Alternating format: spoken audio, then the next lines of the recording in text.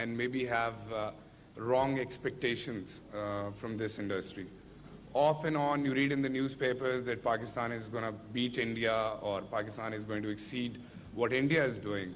And you know, they talk about billions of dollars. IT, despite the hoopla, at the moment in Pakistan is very small. The software export part is very small. In time to come, it can grow, but it needs its logical time. What has happened in Pakistan is, like what happened in the textile industry maybe 10 years back, whenever some industry is making profit or people see there is a chance of making a quick buck, everyone jumps in. So in the 80s, we saw the textile sector in Pakistan going through a major boom. They had about like 50 odd companies then, and then it turned into about 300 companies in a short period of 5 to 8 years. We feel IT is the only thing at this stage, looking at the economic scenario of Pakistan, which can be exported successfully. But the government and the private sector have to play, this role arm in arm and take this forward. The government has been encouraging IT exports. They've been asking people to, set up the companies. But one major element which is missing in Pakistan, and I think which is a major factor which contributes to export, is the venture capital. The software companies in Pakistan, by and large, have no financing. So you're talking about a very small equity base on which one can structure a software company. Now, for growth, it requires, basic business fundamentals indicate that it requires financing. Unfortunately, despite several promises, no financing for this industry is available.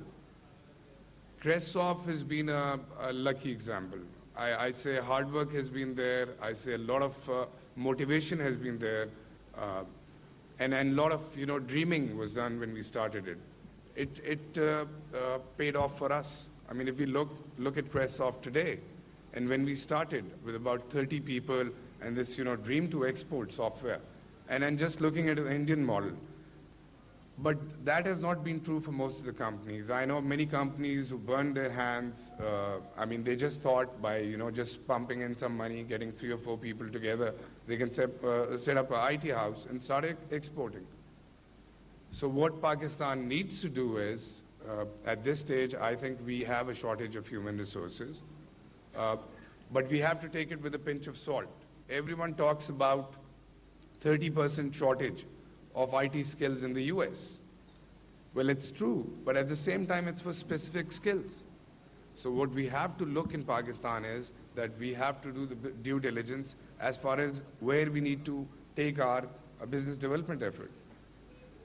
Lately, I've been on several trips abroad with the likes of Mia Shahbaz Sharif and several other, EPB delegations. And somehow what I see is that there's urge to do something today, at this instant. So, there's no rocket science in this business. You have to set it up, you have to bide your time, you have to train your people, you have to do the necessary investment, and only then, end of the day, it's still at best is a venture capital activity. If you look at the traditional exports in Pakistan, over the last 50 years, we've been primarily doing textile, leather products. Mostly in these sectors, we've grown.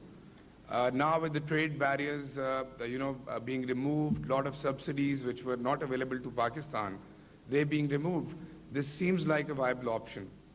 But we have to go in a direction which is well thought about. What the government of Pakistan at the moment doing is, although they're very anxious, you walk in and they say, what can we do for you? How can you double or triple your exports? So the first thing they want to do is that, and then they're talking about a lot of foreign investment at this stage. So what we need to do really is, we've advised the government many times that you have to form a cell which does the necessary due diligence and see what has to be done.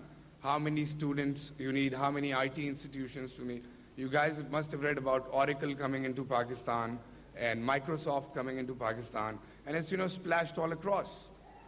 You're talking about $150 million investment here, $20 million investment there. And at the end of the day, What is it doing for the export of software out of Pakistan? At this stage, nothing. So what we are doing is, as Cresoft, we were never dependent upon anything which the government did. We thought we had a good set of people who can look at the global scene and chalk out their own strategy as to how we want to handle.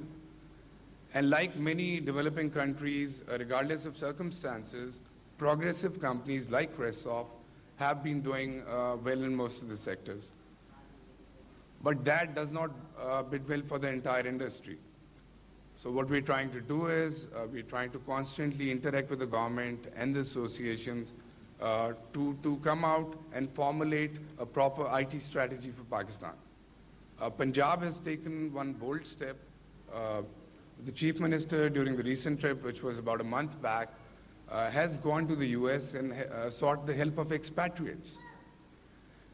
I was in India recently, and I happened to meet the head of the National Association of Software Houses, a gentleman by the name of Devang Mehta.